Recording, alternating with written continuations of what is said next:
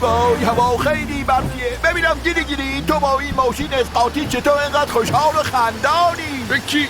داشت ما رو دست کم گرفتی ها. داشتی ها حساب همه چی رو کرده. آی قرازه تو حساب همه چی رو کردی؟ آخه از تو خنگترم آدم هست تو این دنیا. خورده پسر دفعه قبل زنجیر چرخ نداشتیم بدجوری با فریابوزا گیر کردیم تو برد. این دفعه حساب همه چی رو کردم. یه زنجیر چرخ گرفتم عالی. به حق چیزای ندیده و نشنیده گیری. خب حالا دیگه باید وایستم و زنجیر چرخا رو ببندم به چرخا. الاناش که دیگه برف بشینه.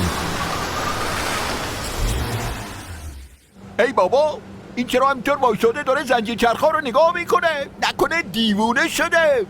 یا ببینم.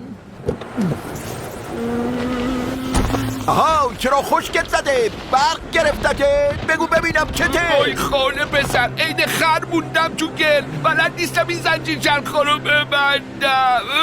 آخه گاگوری دیگه بلدی نمیخواد که برو اونور ببینم. ها؟ تو هم موندی توش؟ چقدر سرده. یعنی چی کار باید کرد؟ چطوریه؟